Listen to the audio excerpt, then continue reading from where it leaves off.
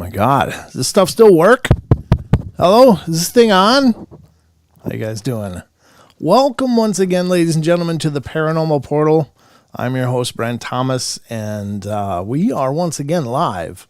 And a special thank you for all of you guys for your intense patience as I dragged myself through the bowels of hell, dealing with an illness. And it was a nasty, nasty thing. Man, it just hit me like a truck. And I don't know. I don't know what it was. It was like some kind of pneumonia. It wasn't COVID. I did the tests, and it wasn't, but it went through the whole house. I mean, we all got slammed with it, and it was a hell of a journey. So thank you all for your patience as I reclaimed my voice and my sanity and my ability to focus, because I was like dealing with fevers and like just having a hell of a time breathing and stuff. So it was an adventure of sorts, but we made it.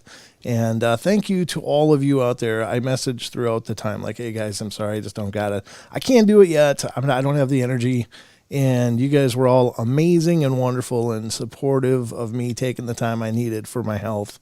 And I appreciate it. I tried to come back a week ago for the first time, and it was just like, I was so like all like dripping with sweat, and not really dripping. I was just feverish and just wanted to crawl into a hole. And it's like, why again, could I have done a show? Yeah, maybe I could have.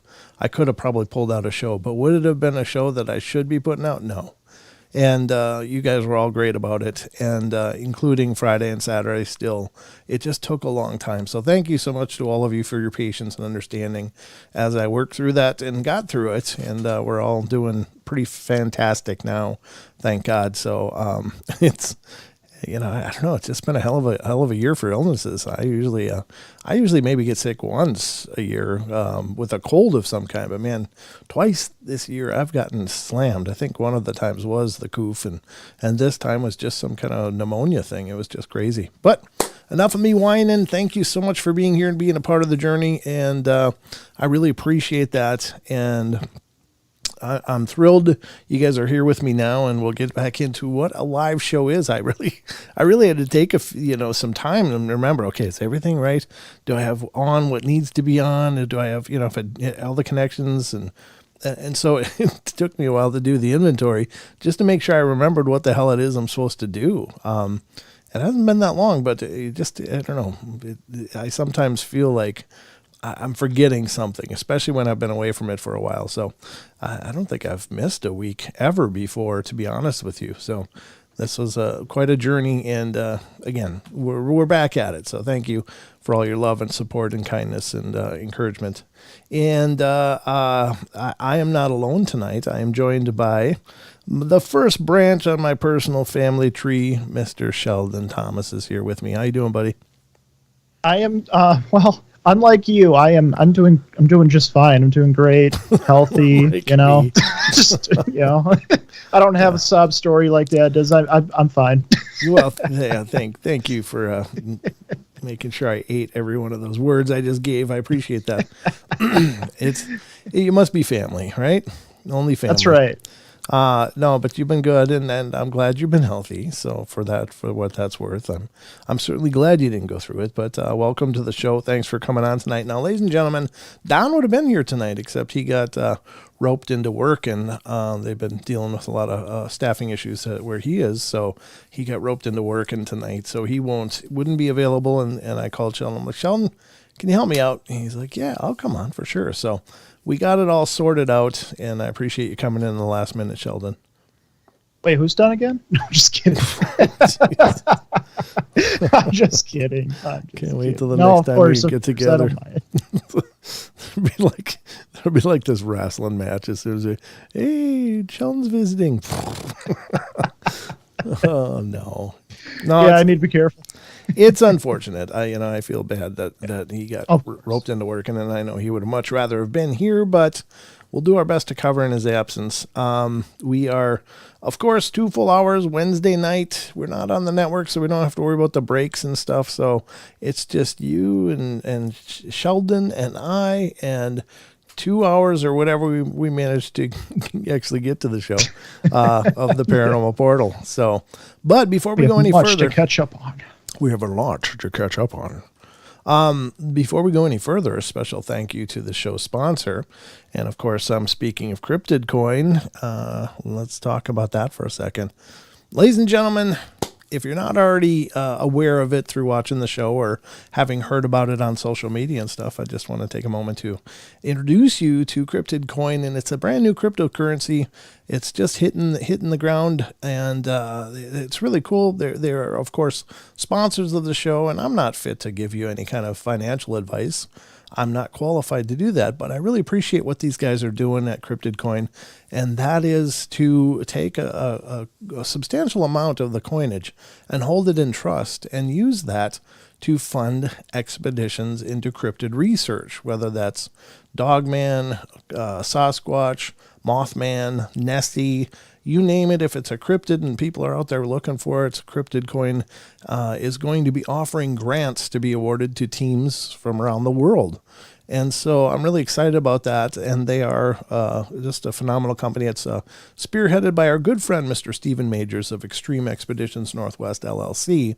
And he's been working really hard on putting this out there with the vision of pushing cryptid research to the next level. And that's exactly what they're doing. And I know that, again, for those of you that are aware, and all of you listening to the show, I'm sure are plenty aware, but cryptid research currently is the labor of the enthusiasts, and it's funded by the enthusiasts. They're doing it on their own blood, sweat, and tears. And so this is the major step forward to offer opportunities for these teams, research teams, to get some funding in order to push that research to the next level. So we're really thrilled to be a part of the Cryptid Coin universe and thank them especially for funding the show and the Paranormal Portal, of course. So for more information, go to cryptidcoin.io and check it out, learn a little more. And if you are a part of a team and are interested in possibly qualifying for a grant for the research you're doing, go over to cryptidcoin.io and find out more information on how to submit a grant application for that. So thank you again, and we hope you guys will check it out. So, Coin with a dream. It is. It's got a great vision. I just love what they're doing because, it's tough, and people are funding this research right now on their own. They're taking time off from their works. They're saving up their money to buy equipment in order to do it, and they've done amazing jobs. People are doing amazing jobs. But this is exciting because it has the potential to really push it into the next level and get some serious research cooking out there. So yeah, no, I mean, how many coins out there are fueling like a cause? I don't know, but well, yeah, how many? None of them are being pushed like that, at least that I've heard of. No, I think that, generally speaking, for, the different cryptocurrencies out there, the major difference is only in their title. It's like, well, this one's different from this because it's called this. But this is actually has a vision, and I think it's one that I certainly am excited to get behind, and so I know many of you out there will be as well. So let's move on, Sheldon. How about we visit some news?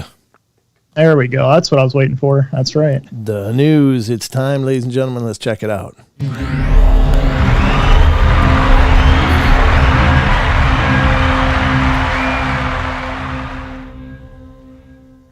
No, my buttons are working and everything. We're off to a banner start tonight, Sheldon. Ow, that's rare.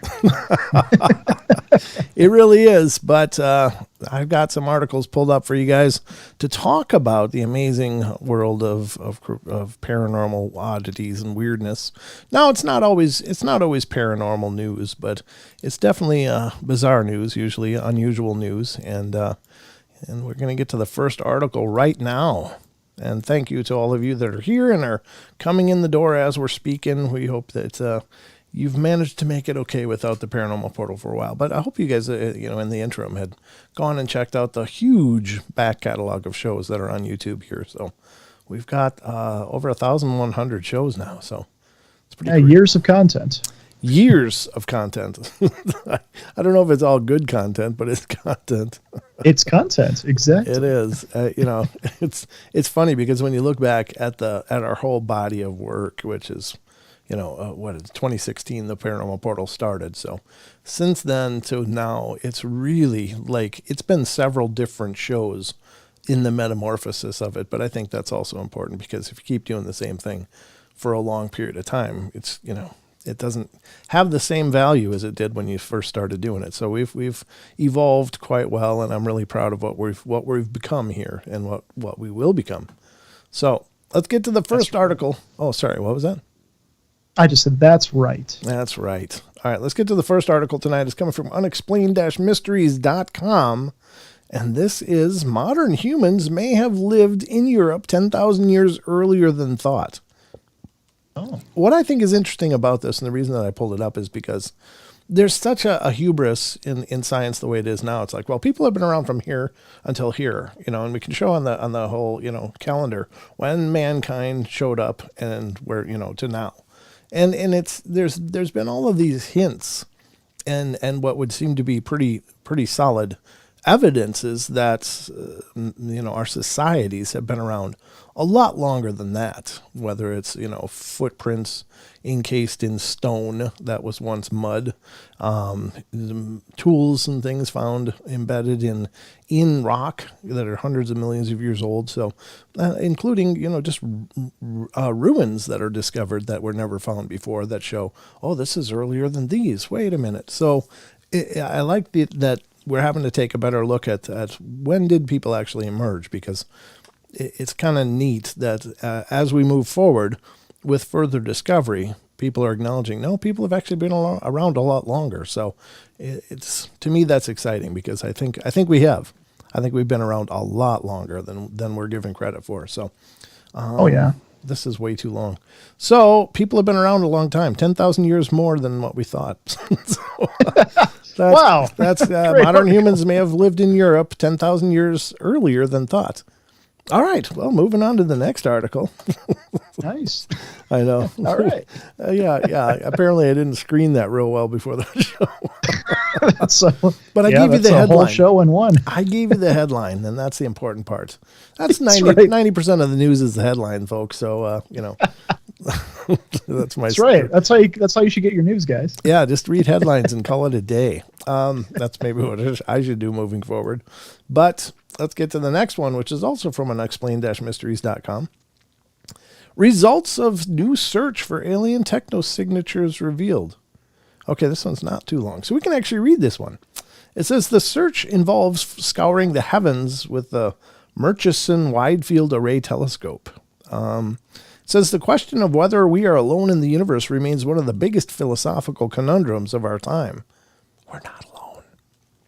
I'm just going to go on record and say that. While it may seem almost inconceivable that our civilization is alone in the cosmos, the fact still remains that we have yet to see any evidence to the contrary. I don't agree. For decades, astronomers have scoured the night sky for evidence of intelligent extraterrestrials, focusing their efforts primarily on picking up alien radio communications.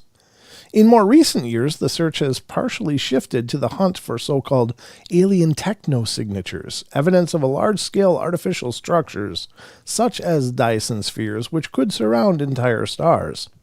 The results of the most recent search were published this week by Chenoa Tremblay of the Commonwealth Scientific and Industrial Research Organization, or CSIRO. I don't know how you pronounce that, CIRO.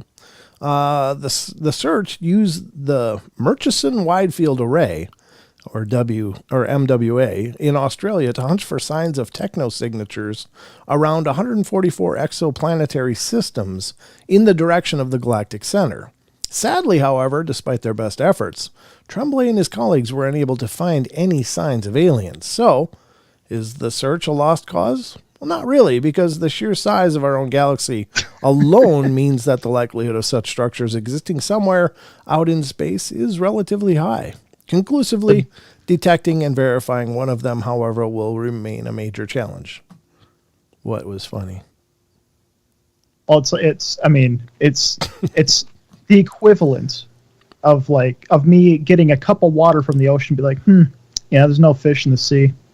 That's a good point. Literally. That is it. Yeah. Or doing it with a little dropper instead. Like, there's not a whale in this. There's no whales. It's a little eyedropper full of ocean. Yeah. Exactly. Searched a very, very profound quantity of the ocean and found no trace of whales. So that's not probably a very big sampling. And the other part of it is, and this is something that was brought up by a guest I had on the show, and his name was Jim, and he talked about the fact that currently they're looking for radio signatures or radio waves as the footprint for intelligent civilizations, and the whole premise of that is built on the fact that just because we came up in our technologies and utilized certain technologies in order to propagate and improve and impress doesn't mean that that's the way everyone out there is going to have done it. Maybe they didn't use radio waves or some form like that. So maybe they use something absolutely different, in a different medium with a different communication array and methodology. So it's like, can you really, if we're looking for what we did and we're not finding it, that really isn't a surprise, because it's incredibly arrogant to think that, well, that's the way we did it, so that's the way everybody would have done it. It's kind of like the difference between kind of like how humans and everything on Earth is, I believe everything is carbon-based. We're carbon-based life forms. Yes. Yep. But there's a potential. I was watching a documentary once where some organisms could be, I don't know if it was like, if there's like silicon-based or like some other based organism. Sure. And that can lead to a whole different possibility of like what can be out there. Sure. Thing. Well, exactly. Like, I can't remember the movie. It's the one where the Amy Adams was in it, and she's got they got those giant like squid people and stuff. And they look like these giant squids, and they have these weird, huge spaceships that just land everywhere. And they couldn't figure out how to talk to them because it was more of a symbolic kind of thing or whatever. And so, but when looking at that, it's like, okay, this is an aquatic developed society that developed in what we would consider oceans. And so they developed technologically along those lines. Well, we wouldn't, if they didn't arrive in big ships, we would never have assumed that they were intelligent life forms at all, because what did they squirt out some ink that makes shapes and Yeah. I mean, that would have, been overlooked by, I'm sure a lot of people if that existed and happened today. It'd be like, well, all they do is squirt out ink and make shapes. That's really weird, stupid things. Yeah, movie The Arrival. That's right. Yep. The Arrival. I have. That's actually a really good movie. Yeah, I like that movie. Yeah, it was a good movie. But again, it I think did a good job of demonstrating that this was an intelligence that pretty much evolved very uniquely from what our experience is, and so. How would we have identified the techno-signatures of that society? Well, if they didn't use radios, we wouldn't, So I think that's a great, example of that. Oh, yeah. That movie brings up a lot of good ideas, like the fact that the way we communicate is like a reflection of how we think. And so like these creatures like wrote things differently, like in that ink shape. Mm-hmm. And it was also like linked to how they think about things, which is different than ours, type of thing. It was such a cool idea. Yeah, it really was very well thought out and presented in that show. So, yeah, I think that's cool, and it definitely demonstrates my point in that Yeah. If you don't recognize the technology, you can hardly recognize the advancement. So, anyway, that should be a T-shirt, I think. Yeah, there you go. Write it down. Yeah, write it down, clip that. We'll get a T-shirt. Next article on our list of fun here on the portal is coming from unexplained-mysteries.com. And again, as we use sites throughout the course of the show, please support them. Stop by and check out what they're doing. It's a really cool site, as you can see. They do a great job encapsulating some really cool articles in a pretty brief format. So check it out, unexplained-mysteries.com. And this one is, there's apparently a billionaire set to venture further into space than anyone else in 50 years. That's right. They're going on a cruise. It's Gilligan's Island. Another billionaire cruise. Here we go. Yep. Into space. This one is Jared Isaacman and his crew will be launching on a 5-day trip to the final frontier later this year. It wasn't that long ago that manned space travel was a pursuit reserved only for highly trained astronauts through multi-billion-dollar state-backed space programs. We're fast entering an age, however, in which just about anyone with a big enough bank balance can venture into the final frontier, as evidenced once again recently with the announcement that billionaire Jared Isaacman, who already achieved a 3-day orbital flight courtesy of SpaceX last year, will be again into the heavens in a bid to travel further from Earth than any human has done since the days of the Apollo program. For the mission, which is slated for November, he will also be joined by 2 SpaceX employees, Anna Menon and Sarah Gillis, as well as Scott Proteet, a retired Air Force lieutenant colonel. It is understood that Isaacman and Elon Musk split the cost of the mission between them, and that during the trip there will be an actual spacewalk using the firm's own spacesuits. There are even plans for 2 more space flights beyond this one aboard the SpaceX Starship spacecraft. Suffice it to say, it should be an interesting year for the private space industry. And, I think that's really cool that the private space industry happened and is happening, because it's definitely moving the needle forward. I mean, NASA was supposed to be going to the moon again, but I guess they got delayed 5 years because their space suits are something wrong with the design or whatever. And it's like, really? You've got that much of a bottleneck that you can't do it for several years because of something with a spacesuit? And this is why the private space industry, I think, is important.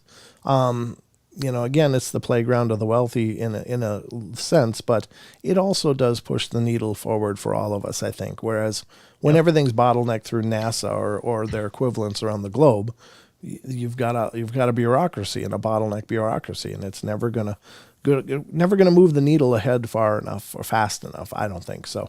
This is a great way to get several minds and developments going, and maybe they'll start cracking this egg a little bit better. So yeah, I mean, competition between 2 privatized companies would really push our space advancement, I would say. I would say you're right. I would agree with that. Yep. So I guess they're going to be going for a 5-day cruise out into space. Wow. Did it say when? Later this year. Okay. Later this not year. Scheduled. Yeah. Well, maybe it is, but they're not telling us. They don't want us to know. They don't want us to know. All right. There was a comment earlier I completely forgot to ask. It was by Luis. Asked if how do you farm crypto? I don't know. You have to check into that with somebody that does farming. I have no idea. I'm not sure how that's done. I know that basically, in a nutshell, what it is that with the blockchain, it takes a collection of computers to resolve the blockchain at any given time, and so people farm cryptocurrency by putting up computers to go into that system of computers that are constantly resolving the blockchain, which is basically a ledger. The blockchain is a ledger. So I think you've got to have a room full of really powerful computers working in concert with this network of other computers. And as you're participating in such, there's so many coins, in Bitcoin's instance, that are available for people that are doing the farming, because it resolves the blockchain for everybody, and as a merit or reward, they can earn cryptocurrency themselves. So that's in a nutshell, but I don't know. I mean, this is just the little bit of it that I know about in a nutshell. So I don't know if that answers the question, but that's... Nope, my bad. No, they specifically asked how they can mine Cryptid coin. Specific. I have no idea. Again. Okay, I don't same know. answer. Yep. I don't know. This is all out of my pay grade. I can't. I couldn't even begin to give financial advice anyway, and least of which telling you how to farm it. I don't know. No idea. Let's continue. The next one up is this one is from the can of leave it in the past. But and I think every time I see them pissing with this stuff, it just scares the hell out of me. And Genetics? What did you Genetics or what? No. This is evidence of a flu-like illness found in sauropod dinosaur. Oh boy. Yeah, Yep, let's leave flu illnesses and bacteria from the dinosaur days in the dinosaur days. I know some lab right now recently reanimated some ancient bacteria. It's like, why would you do that? Why you dumb? I don't have a bleep button, but this would be the part where I'd be cussing. It's like, you dumb. Oh God, yeah. That's how we get zombies. You want zombies? Because that's how you get zombies. Yeah. Respiratory infections are not unique to modern times. Hey, I'm the poster child of that. Even the dinosaurs fell ill from time to time. It's perhaps hard to imagine a gigantic long-necked dinosaur the length of 3 double-decker buses coughing and sneezing, yet according to a new discovery, it's something that could and did happen. The find focuses on a fossil sauropod nicknamed Dolly, which was found in what is now Montana. The animal, which lived during the Jurassic period between 201.3 million and 145 million years ago, was found to have misshapen structures in its neck bones. This paleontologists argue is evidence of a raging respiratory infection, which more than likely also resulted in its ultimately demise at around 15 to 20 years old. The fact that we have these weird structures at the conjunction where the respiratory hose connects to the vertebrae, that was a really good point in cueing us to the fact that this might be respiratory related, said lead study author Carrie Woodruff. While it remains unclear precisely what illness the dinosaur had, in all likelihood it would have produced coughing and sneezing symptoms like those we experienced when we have the flu. You can hold that fossil of Dolly in your hand and know that 150 million years ago that dinosaur was feeling as crummy when it was sick as you do when you're sick, said Woodruff. I personally don't know of any fossil I've interacted with where I've been able to empathize and feel for the animal as much. Well, there you have it. Apparently dinosaurs got sick.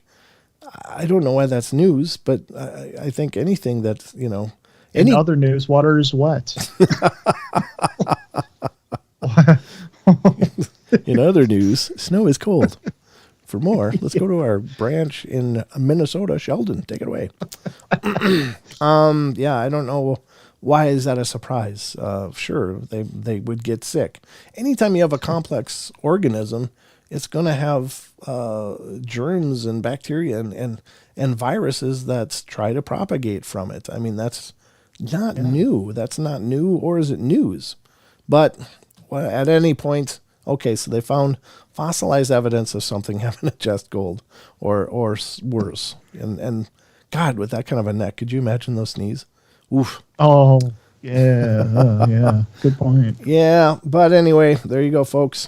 Straight from the news press into your waiting minds.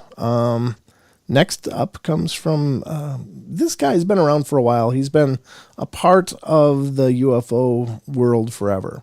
And I'm speaking, of course, of Nick Pope. And he was apparently, he had some role. I think it was more of a desk jockey than what it's portrayed as, but he worked for the Ministry of Defense in the UK, and specifically handling claims of like UFOs and stuff. And the way that that's sold when you watch those shows is like, ooh, he was on the cutting edge and the cusp of all the intelligence about this. But as it turns out, I think, and I don't know the guy. I don't mean to degrade him or disparage him in any way, but I think he was just kind of a desk guy, though. He just would see claims come across his desk and whatever have you. But what he's on record as saying now is surprising, and it's weird that he would take such a stance. But this is from unexplained-mysteries.com. Nick Pope, hostile aliens could wipe us out. In other news, water's still wet. Were you? Yeah, these are dead. These articles. It's like, really? I mean, so what you're saying, Nick, is because they can travel through thousands of light years of interstellar space, they might be ahead of us. Gotcha. Oh my God. The former Ministry of Defense UFO investigator has warned that we would stand no chance whatsoever against hostile extraterrestrials. Wow.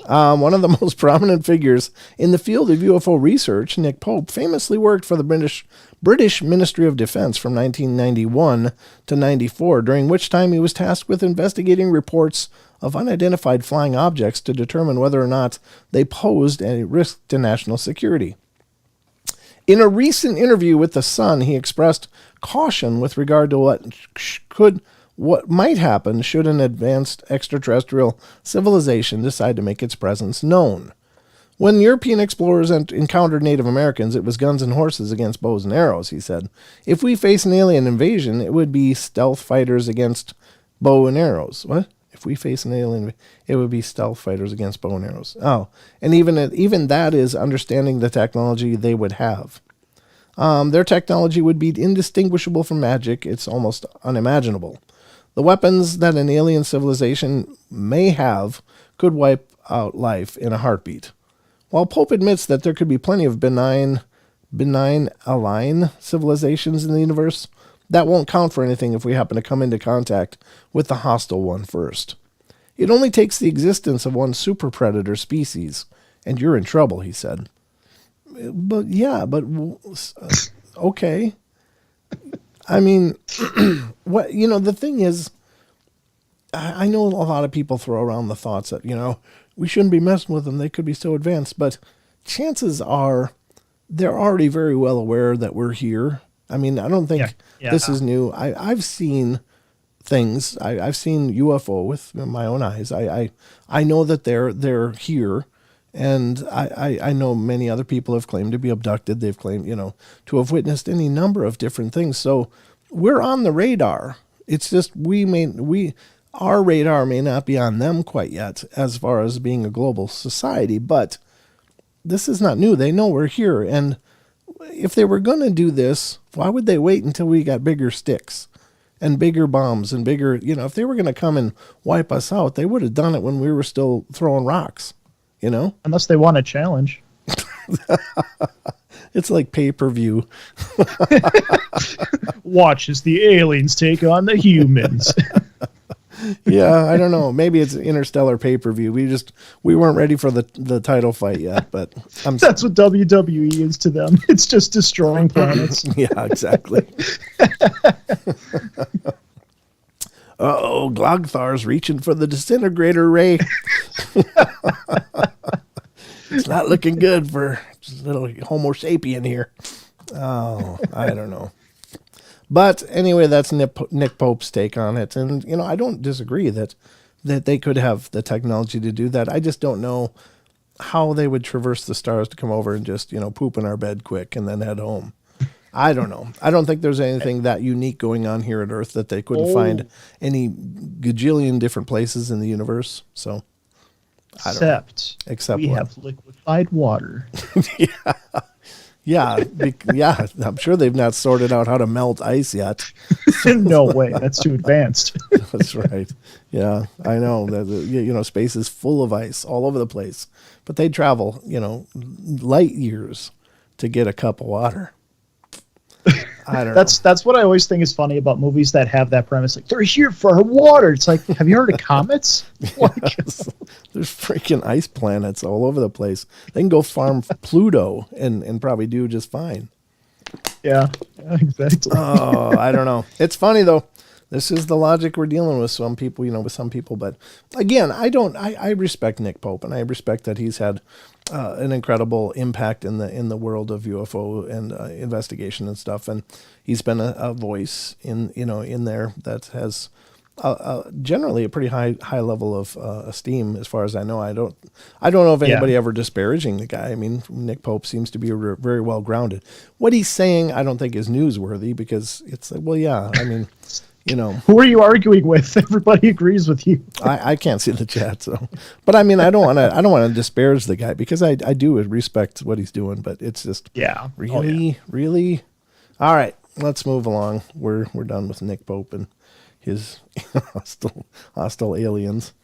I got a bunch of news things that I pulled up, and this is the dumb files. And again, this guy is trying so desperately to remain relevant, and I kind of haven't been covering any of his articles lately, just because I think he's an idiot. But I got to do it this time, because so this is a case of, if you say it's going to happen for long enough, eventually you're going to be right. But I don't think you can set your watch on this deal. Law of attraction right there.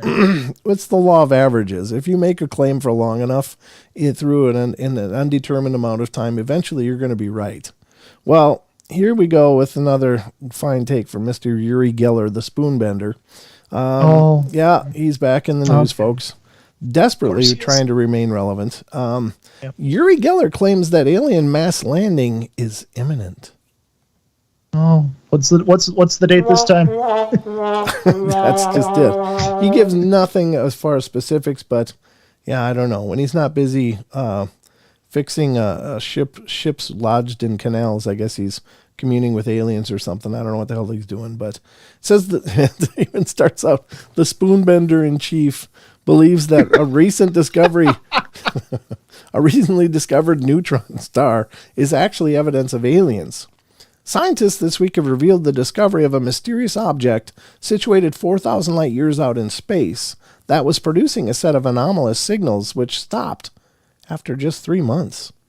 They eventually concluded it was some new class of neutron star known as an ultra-long period magnetar. However, Israeli spoonbender Uri Geller isn't convinced by this explanation.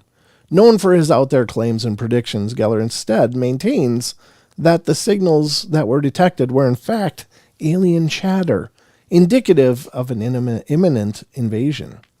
A team mapping radio waves in the universe has discovered something unusual that releases a giant burst of energy 3 times an hour, and it's unlike anything astronomers have ever seen before. What is he? He just get done watching Independence Day or something? The degrading signal. No doubt in my mind that this is connected to alien intelligence way superior than ours. Start deciphering their messages. They're preparing for a mass landing soon. Exactly why he would believe the signals detected 4,000 light years away would be an indication of an impending invasion of the Earth, however, remains a complete mystery. Yeah. This guy. I see what you mean. You say it enough times, it's like, oh, I was right. See you guys, I was right. You should have listened. You should have listened. That's not fair. He's always gonna win. It's not fair. Yeah, that's true. I'm just saying, if you just should pay attention to Uri, because he's got something to say. What an idiot. All right. Android Purity says he has recently been doing podcast interviews. Maybe you should interview him. Yeah. Why not now? And soon, not now. Ban this, Uri. Bring him on the podcast. Let's hear from Spoonbender in Chief. Yeah, that's I'll put on Soundgarden. Spoon Man. Yeah, just have him on the show. I just don't have time for this. This is just so dumb. But anyway, it's Uri Geller. He's trying to remain important. He's been making all kinds of wild claims lately. And all right. I don't have much more to say, I guess. It's just Uri Geller. Not much more to say. He's just being a Uri. Yeah. All right. Here's one. And this one doesn't surprise me either. Sheldon, have you heard of the internet? I I might have. Okay, well, because that's going to be important in light of our next article, which is coming from unexplained-mysteries.com. People will believe nonsense if they think a scientist said it, study claims. Wow, another water slip one. And from the no-duh category, here we go. New research has highlighted our susceptibility to believing anything that certain sources say.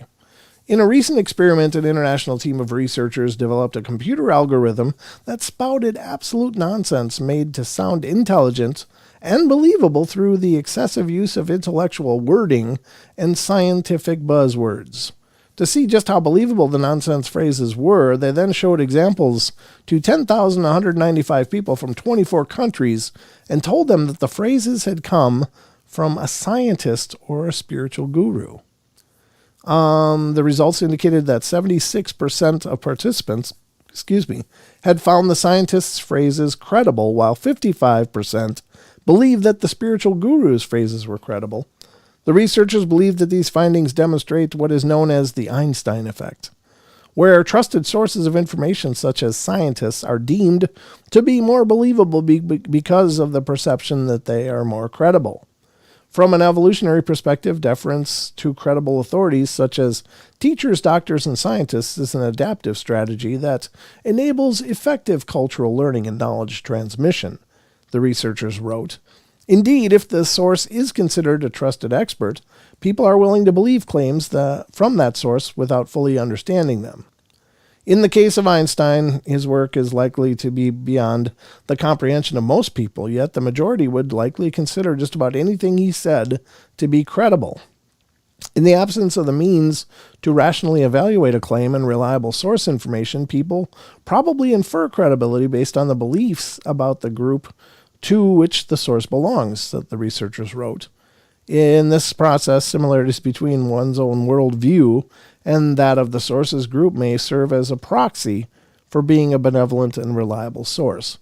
Well, I mean, this is a meme on the internet for decades now, you know? Yeah. I don't know. It's like what the quotes from Abraham Lincoln, that are like from the 50s or whatever.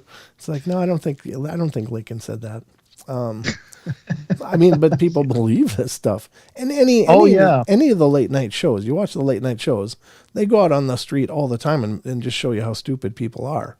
It's like, especially in terms of political biases. And I don't want to get into a discussion about politics, but if you bring up some quote that somebody made and you claim it's from a political source that the people don't like, they're going to hate it. But then when they're told, oh no, that actually came from so-and-so, then they're like, oh really? These I've seen a video moments. Just like that. Yeah, and a couple of years ago. Yep, that's exactly what happened. Mm-hmm. Yeah, exactly, and it just shows that people have a bias towards their sources, and they will believe things if it's attributed to those sources. So again, this is another the no duh, right? The no duh category. It's kind of like rationalizing. It isn't as much the person's job that they have in their head. It's actually that person who's telling its job, because they're going to do that no matter what, because that person has that bias. Yeah. Right. Yeah. Right. And here's another article just to end it with something absolutely strange and bizarre, but it's from the way back. It's from the archives. But I found this, and it's been open on my computer for weeks now. So I thought we'd close the newscast with this one. This is, be sure your food is cooked before you decide to drive a fork into it. This is from unexplained-mysteries.com, and it says, chef killed by cobra as he tried to cook it. What? Yep. Revenge kill. Yep. August 24th, 2014. It says the man had been preparing to cook a rare Asian delicacy when he was bitten by the snake's dead head. The dead snake's head. It was bitten by the head. It wasn't even attached to the cobra anymore. The Indo-Chinese spitting cobra had been killed beforehand so that it was ready to be used in the meal. But when Chef Peng Fan went to prepare the snake for use in the dish, he received a deadly bite from the deceased reptile's head as he was throwing it in the bin. Oh, no. Unfortunately, the venom, which was some of the deadliest in the animal kingdom, acted too quickly, and Fan died before he could receive the treatment needed in the hospital. It's a highly unusual case, but it appears to be just an accident, said a police spokesman. He prepared the snake himself and was unlucky. There's nothing that could be done to save the man. It's just a tragic accident. Snake expert Yang Hong Chang maintains that reptiles can still bite and inject venom into a victim even after the head of the animal has been separated from its body. It is perfectly possible that the head remained alive and bit Peng's hand. He said, by the time a snake has lost its head, it's effectively dead, as basic body functions have ceased, but there is still some reflexive action. So he was going to cook it, and he was just going to put the head in the trash, and nope. Oh, no, he got bit. Oof. That's just that's tragic. Yeah, it's so tragic. Oh, yeah, don't cook things that can kill you. I think that's a good place to start. I don't care how good the recipe is. It doesn't matter. Chicken. You're never going to die from chicken. A chicken pack is never going to kill you. You can do lots with it. You don't have to cook a cobra. I'm just saying, don't cook things that can kill you. Don't try to eat things that may want to kill you. When they're dead, things that can kill you from when they're already dead. I mean, even that means somebody had to have this snake. I mean, don't have this snake. Don't even have it. Just don't even have it. Just chicken. Raise chickens. It's way simpler. Oh, jeez. Well, ladies and gentlemen, this concludes the news.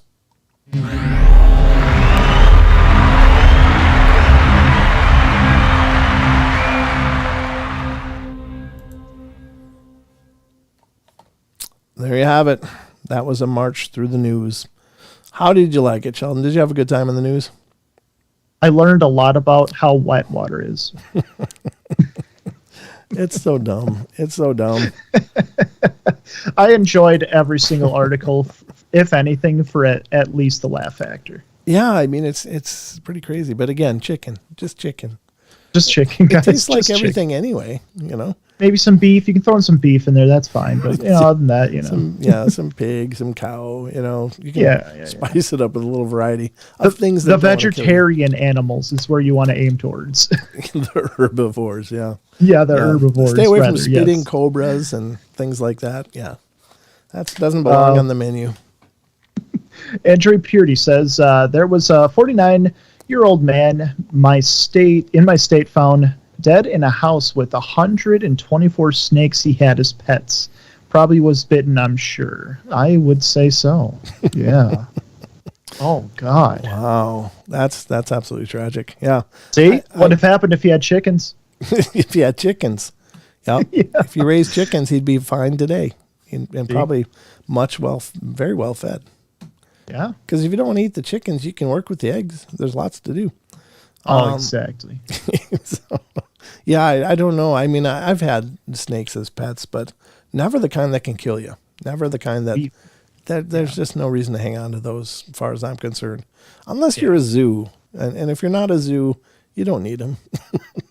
I mean, we had the corn snake and the California king snake, and before that I had a boa, a pretty good sized boa.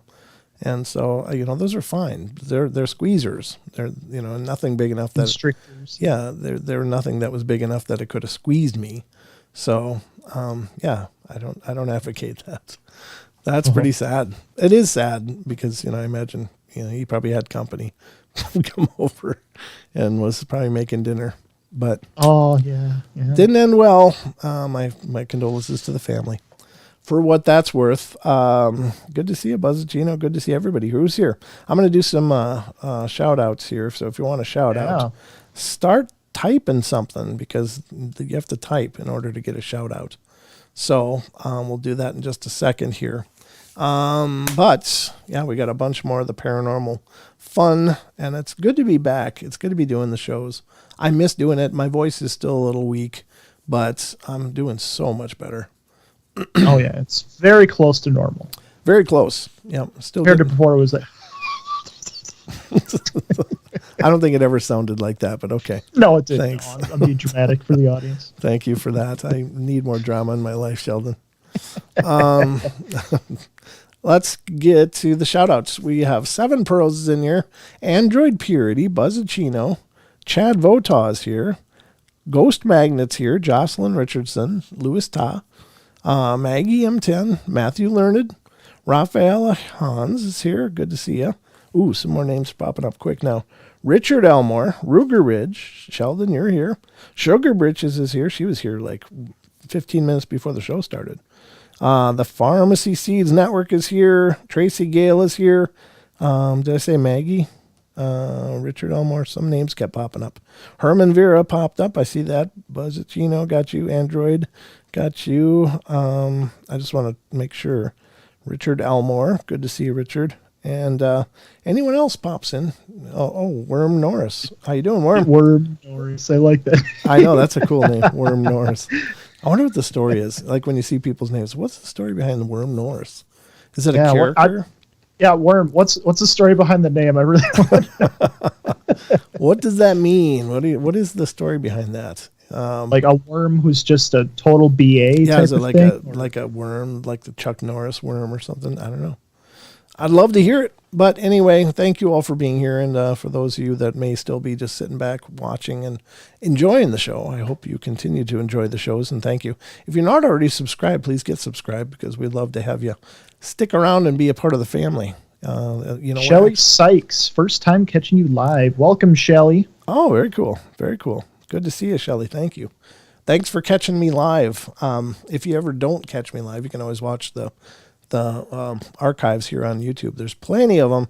There's lots of shows in archive, but we do appreciate it when you guys come in. I love it when you can catch the live shows because you guys in the chat are a big part of the live shows. I mean, it's a big part of our discussions. Like you guys are always pitching in on the discussions and stuff, bringing some ideas to the table, which I love that. Oh yeah. So definitely continue. And let's see, what was I going to do? Oh yeah. I got to go back to the regular chat here so I can see. Very, very cool. So we got some more of the paranormal fun. Right away here, we're going to go to, what are we going to go to right away? I got several things popped up here. Well, this one. I wanted to do this article, and it's from Sasquatch Chronicles, our good friend Wes Germer. Wait, before you go into it, we got an answer. Worm Norris says, haha. Chuck's my brother, LOL, nickname I got in the military. Okay. Oh. Okay. All right. Gotcha. All right. Gotcha. Very cool. Gotta love that. I always love to come full circle on these things and learn a little more about you guys. Let's see. We're going to go to Sasquatch Chronicles for an article right now. This is from the blog over at SasquatchChronicles.com.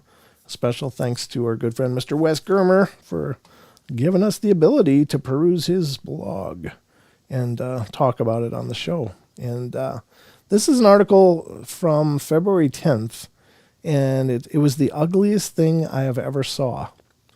It says, and what it says, a listener writes, as I get older, I see the need to tell of an experience that happened to me as a child.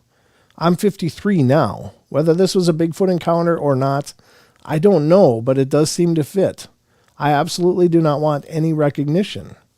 As you pass this along, read it on your channel, edit it, or use it in any way you see fit. I wish to remain anonymous. You may use my first name if you wish, however. And this is from Scioto County, Ohio, between Minford and South Webster, Ohio. And that's farmland on the edge of what is today the Ohio Hanging Rock Nature Preserve. And it happened in late afternoon, still daylight, so I'd say around 7 p.m.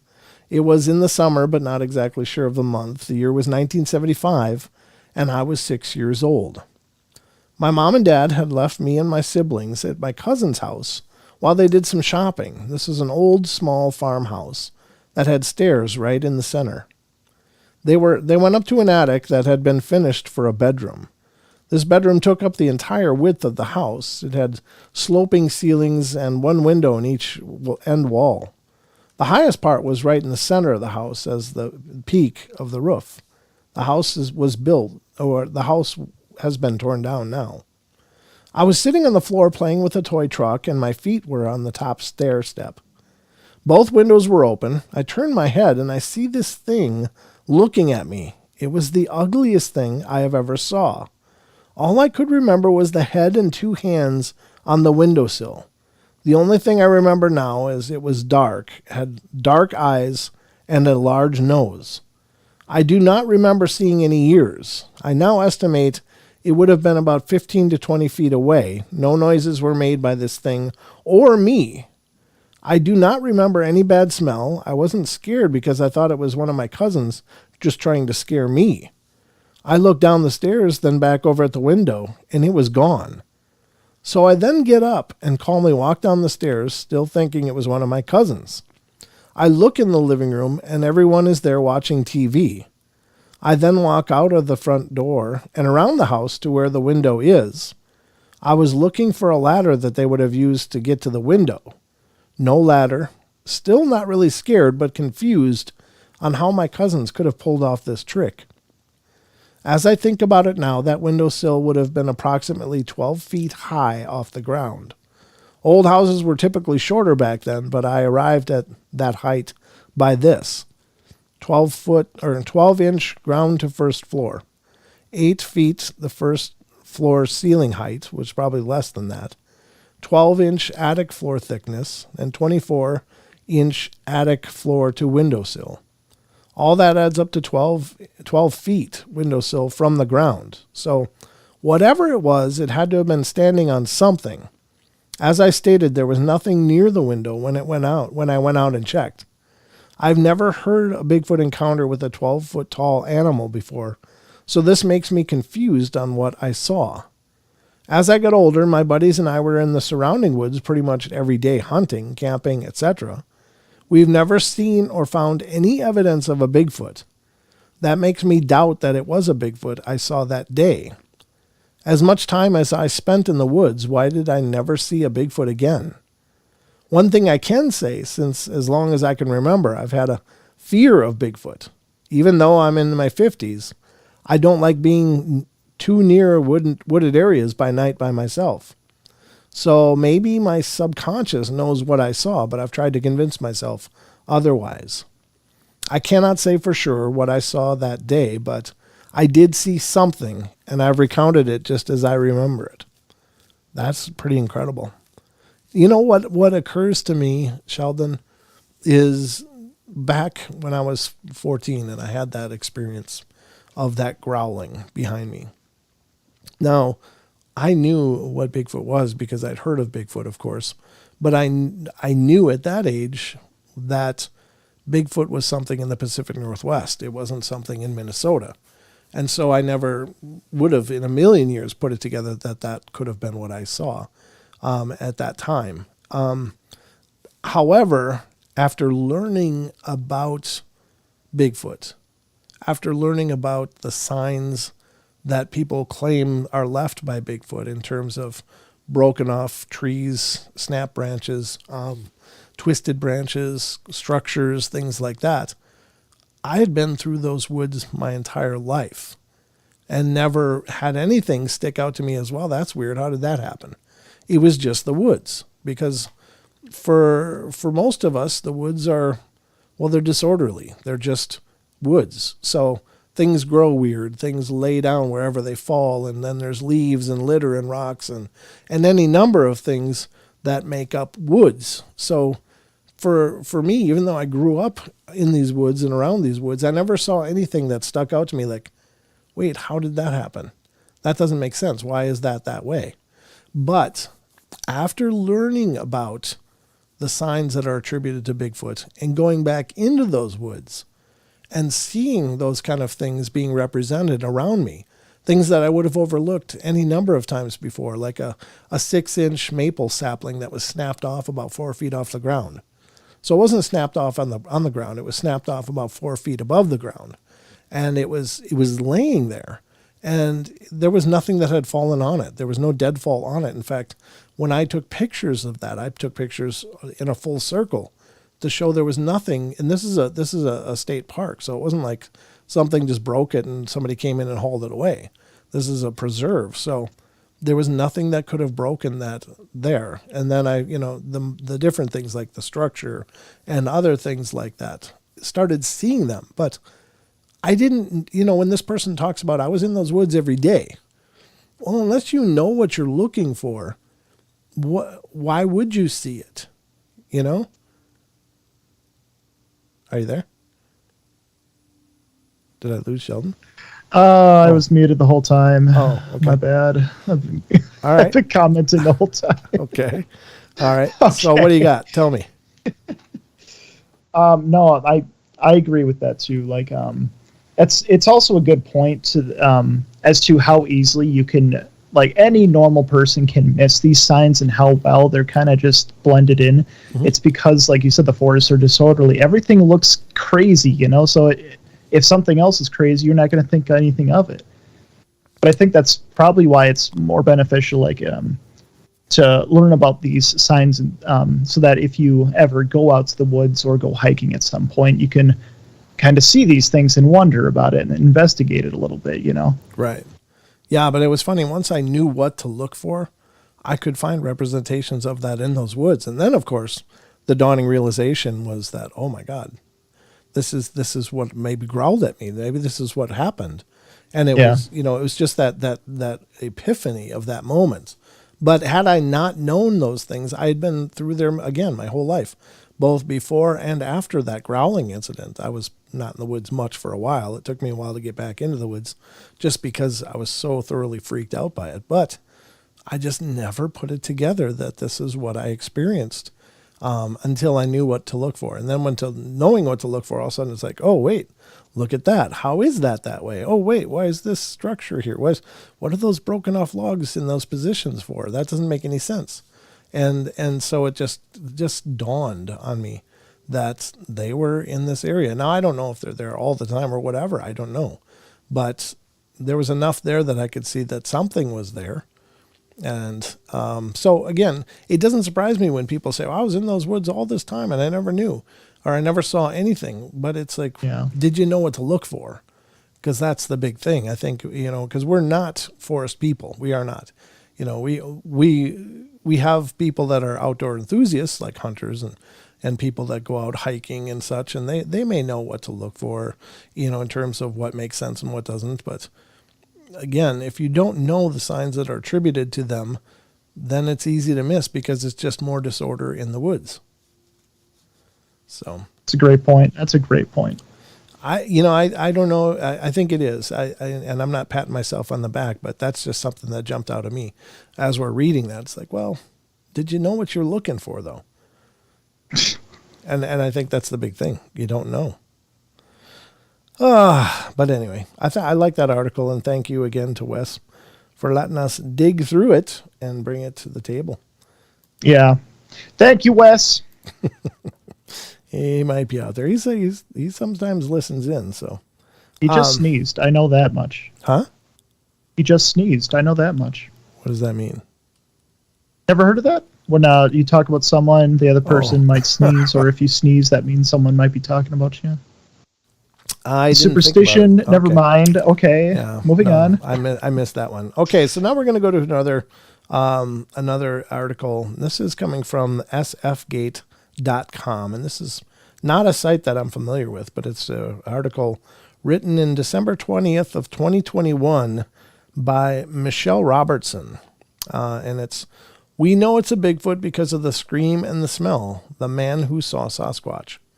So let's take a look at this and see what's going on. That guy's definitely got some miles on the tires. The owner of the Bigfoot Discovery Museum, Michael Rugg, poses for a photo. Saturday, December 18th, 2021. Michael Rugg is a man who believes. He believes most notably that Bigfoot freely roams the wooded forests and mountains of the Pacific Northwest, hunting deer for sustenance and hiding from humans who would inevitably destroy it. Rugg says he has first-hand experience with a Bigfoot, which he argues is a species of bipedal primate. At 4 years old, while camping with his family somewhere in Humboldt County, Rugg saw the creature with his own two eyes. His parents talked him out of it, but the memory reemerged in a flashback several years later, spurring a lifetime of searching for the elusive beast. Bigfoot is much more aware of you are than you are of him. Because he lives in the forest, Rugg said by phone recently. All he's got to do is stand behind a tree and you don't see it. It's just that simple. And, that's a brilliant takeaway, too. And I think that can't be stated enough, is that these things are walking around in natural ghillie suits. They I mean, that's what snipers wear to not be seen. But that's its natural coat and natural look. And it lives in the forest. It knows how to utilize the forest and not to be seen and not to be, surprised. I don't think it's, when I was also young in those woods, I would all the time hide from cars and nobody ever saw me up in the hills next to the road. Never. Now it was also thick forest, but again, if I can hide wearing, pastel colors and, just normal kids clothing, well, how much better would I hide if I was, in a natural ghillie suit? So It's really not hard to hide from people in the forest. We used to have games, me and a neighbor friend, where, I'd dress up basically in an old ninja suit and would try to sneak up on him. And I was surprised, absolutely stunned, some of the times that he didn't see me and I was right in front of him. So again, it's not hard to hide, especially in the forest, to something that lives there. So I think his point is absolutely brilliant, and it's really overlooked because we just think, well, I see deer. I can see deer. Why can't I see Bigfoot? It's not the same thing. It's really not. They're not even comparable for intelligence. Well, yeah, and a deer is not trying to hide from you. It's just trying to stay away from you. So a deer has a comfort zone. If you're outside of the comfort zone, the deer doesn't give two bits about you.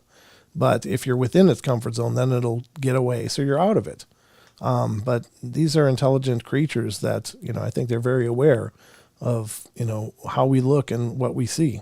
So the myth of Bigfoot is deeply embedded within American culture. The world can perhaps be split into two camps, those who believe the humanoids exist and those who do not. The former category is what interests us here. How does one continue to believe in something when science, and arguably the majority of the world's living inhabitants, denies its very existence or its very being? Well, there's a lot of things people don't believe in.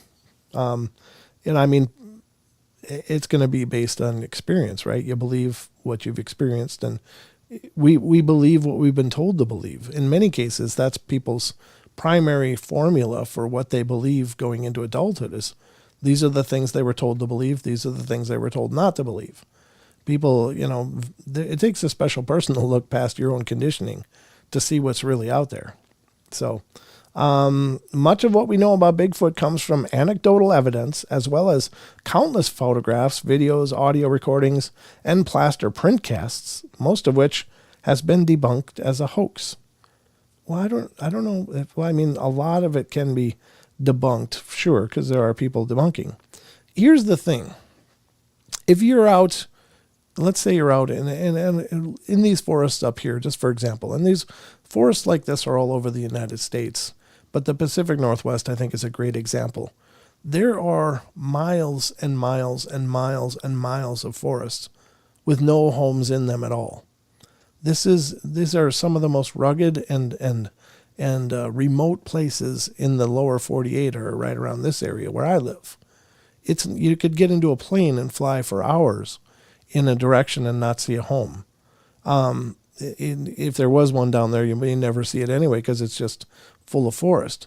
But if you're out in the way, way distant place, away from hiking trails and stuff like that, and you find an 18-foot print or 18-inch print and you cast it, you think somebody's going out, miles away from any trails or anything and leaving impressions for people to find?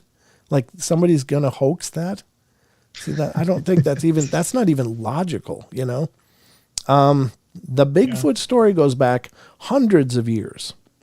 Reports and legends of hairy humanoids in North America preceded the arrival of Europeans, writes Brian Regal in The Searching for Sasquatch.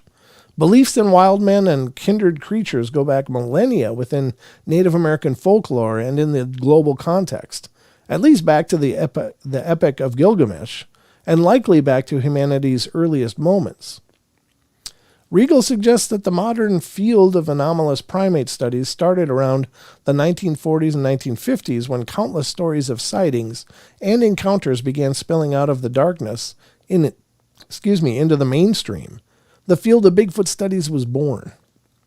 One of the hallmark moments in the study of Bigfoot arrived in 1967 when Rugg was on a full scholarship at Stanford University. If you've ever jumped down the Bigfoot rabbit hole yourself, you've undoubtedly stumbled on the Patterson-Gimlin footage. Some say the footage is indisputable proof of Bigfoot's existence. Others write it off as mere hooey. At Rugg's Bigfoot Discovery Museum in Felton, California, the footage is taken as gospel. It plays on a loop on a small single-story building, which sits just off Highway 9.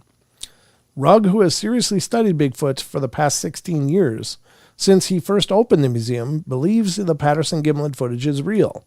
But he has some unusual theories about its subject, the famed Sasquatch. He conjectures is female, he told me, as you can see her breasts. Yeah, I would agree with that. When I asked Rugg how he knows which Bigfoot reports are real and which are hoaxes, he had a stirring response. If I get the report and I can look the person in the eye and question them, I can tell, he said. Some people may scoff at that, but some people are really good at seeing through people's crap. True. And yeah. I think you get better at it in life. I think generally in life, as you get older, you get pretty good at seeing BS when it comes up. But again, is that a measurable, quantifiable strategy? No. But who knows what this guy's background is? Maybe he's a human lie detector. Who knows? Whether you believe in Bigfoot or not, Rugg's charisma and passion for the biped is overwhelmingly infectious. He knows every inch of the creature from how it smells.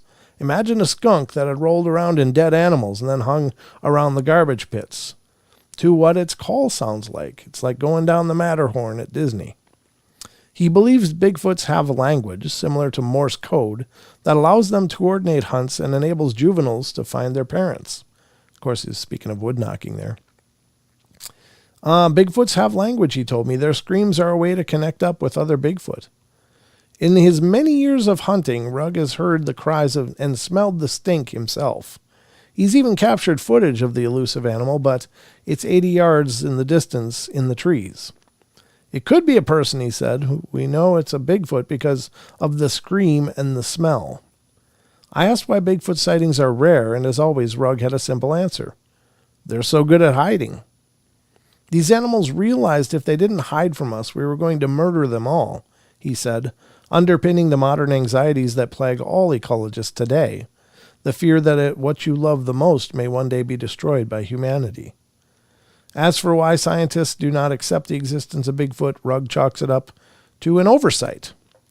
They're following a doctrine. They're stuck with the concept that there are no hominids left alive at a certain point except Homo sapiens, he said, and obviously that's not true.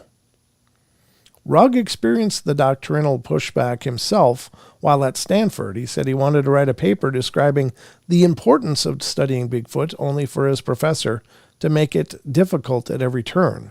The professor gave the paper an F. Oh, no. That's harsh. Despite these early setbacks, Rugg pushed on. He eventually set aside hominid study to sit in a cubicle and push pixels in Silicon Valley. In 2002, he lost his job at the dot-com boom busted. It was time to pursue his true passion, opening a museum for people across the globe to learn about Bigfoot. Rugg has had to put his weekly Bigfoot hunting trips on hold as of late. He has chronic obstructive pulmonary disease and must carry an oxygen tank around wherever he goes. He stays in the museum, which contains so many artifacts: Bigfoot sculptures, Bigfoot dioramas, Bigfoot books, Bigfoot plaster casts, that Rugg's not even certain how many he owns. In his time running the museum, Rugg has encountered what he calls a cast of characters. I've become one myself, he said, and in many instances stead non-believers, but a quick perusal of the museum's Yelp page underlines its convincing power. Oh, look at the casts that he's got, different animals and such. Bigfoot Museum gives me life itself, one woman wrote. I've never seen something so real. I'm flabbergasted. Before coming here, I believed Bigfoot to be nothing more than a fairy tale or folklore. Others were not so convinced, but appreciated the kitsch and wonder of the place. As a science teacher, I'm afraid that modern science disagrees with a few of his facts, but it was still fun to listen to, one reviewer wrote. The museum currently runs solely on donations, and Rugg fears for its future. Although he owns the building, he's struggling to pay its mortgage. He and supporters have raised about $12,000 of the $92,000 goal to save the Bigfoot Discovery Museum. He might have to sell the museum or give it to the bank if enough funds are not secured. In the meantime, Rugg still makes his trek from his Felton home to his little trove of treasures, not every day, but Friday through Sunday, from 1 to 4, when the museum is open to the public. If there's one thing he's more passionate about than Bigfoot, it might just be sharing its lore with others. At the end of the day, he concluded, studying Bigfoot is just a fun thing to do. That's really cool. That is cool, but it's incredibly sad to me, actually. Yeah, it's sad that, in all of this, he may still end up losing the place. That's tragic. You look at those shelves and all of the curios and things he's collected for his deal, but you look at, there's the building. I mean, it's just this cute little small home. That's awesome. Yeah. I hope he's able to find it, and if you're able, ladies and gentlemen, help the guy out. That's really cool. Yeah. We can't let him go under. Can't let him go under. Yeah, I mean, if I was a man of means, I would take care of it for him, because this is the kind of thing that the world needs more of. They need people that are willing to devote themselves to this stuff. The paranormal, the cryptids, the unknown, the unexplained. That is our playground. That's right. It was almost romantic, wasn't it? Yeah, it was pretty close, yeah. Yeah, it was pretty close. No, I think it's funny because there's some people that just don't want to believe. And that's understandable as well, because when you've got the world figured out, when you've got your 3 dimensions, your 4 walls, or the roof and the ceiling and the floor, and you have a life with a schedule and it all makes sense, having something come into that and absolutely shake the foundations of it is terrifying. There's some people are just terrified with acknowledging that, wait, we don't know it all? We don't know everything? That's a terrifying prospect to some people. That's awesome.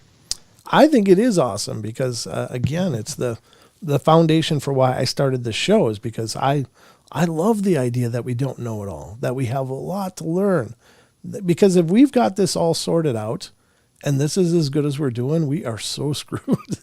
we are in such trouble. If we know everything there is to know, and this is the best we're doing, oh man. Yeah. So we definitely need the mystery and the discovery and the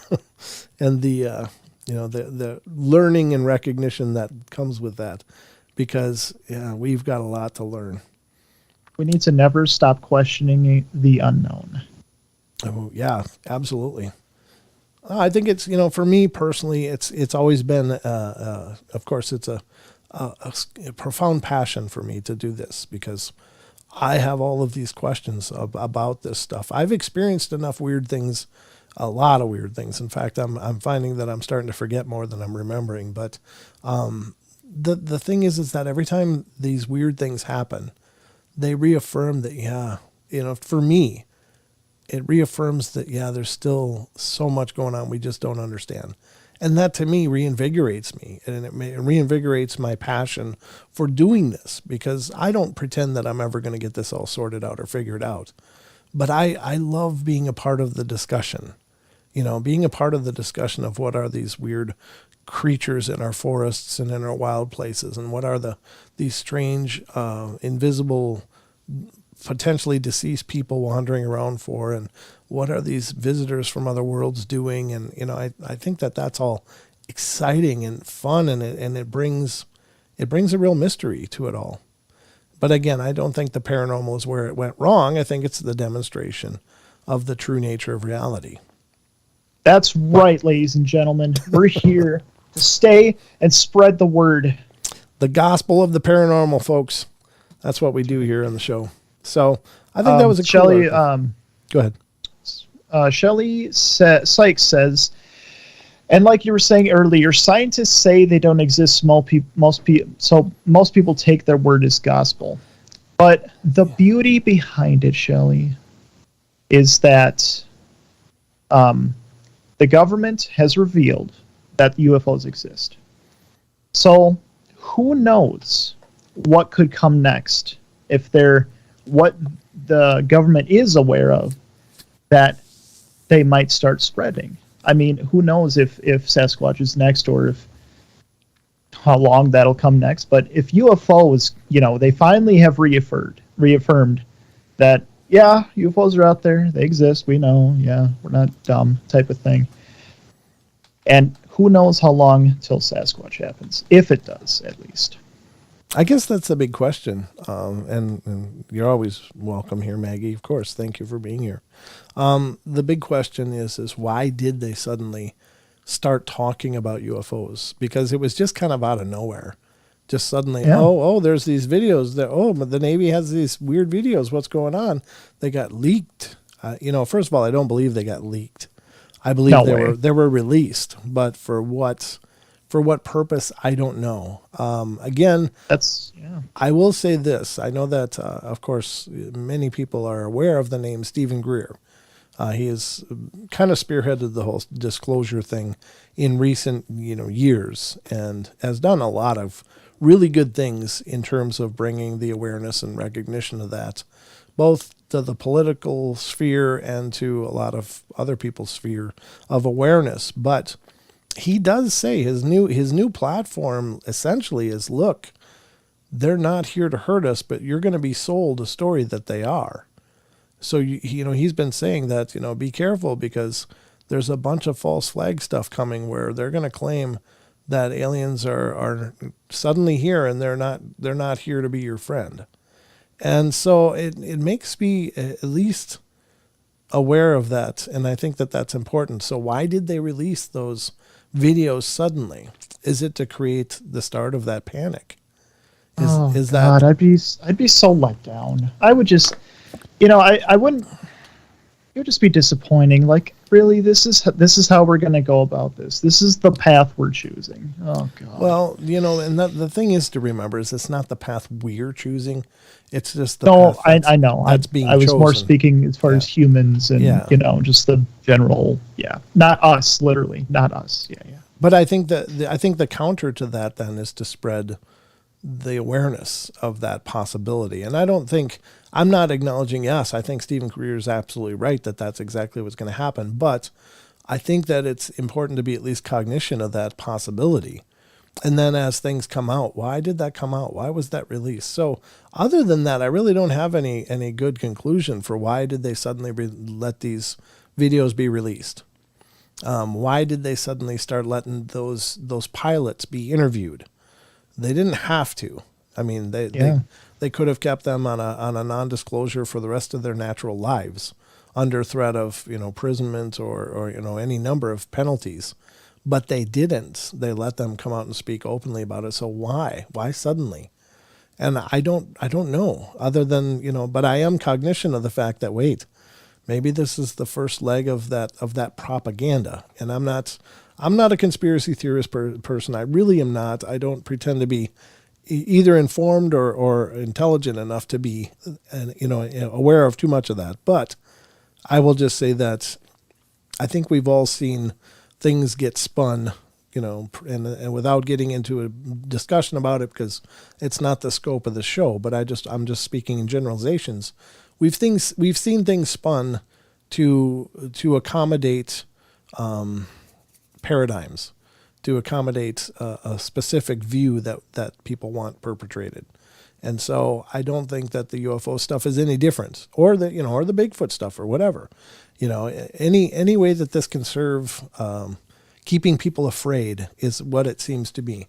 Now, I will say that there does seem to be a preponderance of that, and I think everybody with at least a base normal IQ can look at current events and go, man, they're really working on keeping people afraid.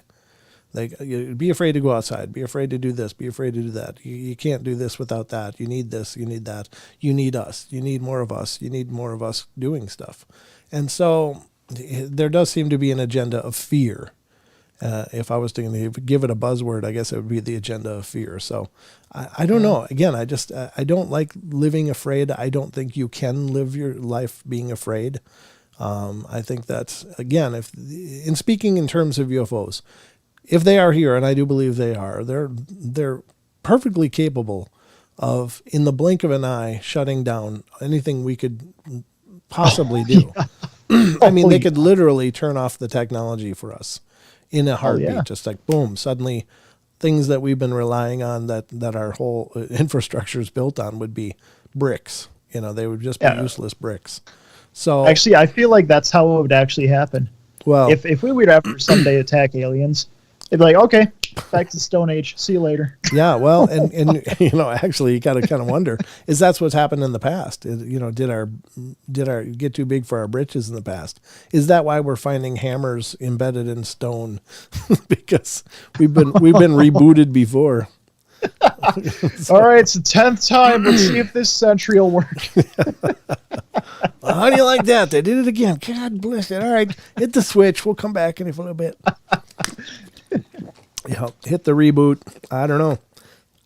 No, it's a wonder. I mean, even if the government goes that route, like let's say that all the things the guy said happens and all that. I mean, how would you even argue it? Like, yeah, aliens aren't your friend. They could have destroyed us a long time ago, and they could destroy us right now, send it back to the Stone Age. But they're not your friend, and it's just like it's such a weak. I don't know. It just seems like a weak argument. Well, again, did they traverse the cosmos in order to just poop on our bed and then head home? I mean, was that the reason? Buzzacino says fear has two meanings: forget everything and run, or face everything and rise. The choice is yours. Yeah. Good point. Yep, I've read that. Wonder Woman says how well an alien would work to elicit fear in people would work for the baddies. Yeah, exactly. I mean, you just can't live your life afraid. That's the point, I think, is important. You just can't be afraid. There's too much fear. That's true. All you can do is just live your life the best you know how. I mean, God, there's a gajillion things that you could be afraid of if you sat and thought about it long enough. But at the end of the day, we got to live our lives. Apparently, I just because there's a dead snake doesn't mean I shouldn't be afraid of it. Apparently, just don't be convinced it's actually dead yet. True. There you go. That's the first problem. Yep. You got to know they're really good and dead first. That's the big thing. All right. Let's see what do I have next here. All right. I'm sorry. That's why I use a hammer. Use a hammer for the snake. Yeah. Yeah. Just never mind. Dark joke. All right.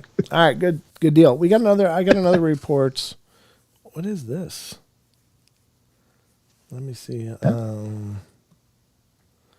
don't know. I don't think I read this one, but it's been so long. I don't know why I have this tab open. I think I was preparing to read it. This is a kind of a long report from the BFRO, and it's a Class A report from the year 2005.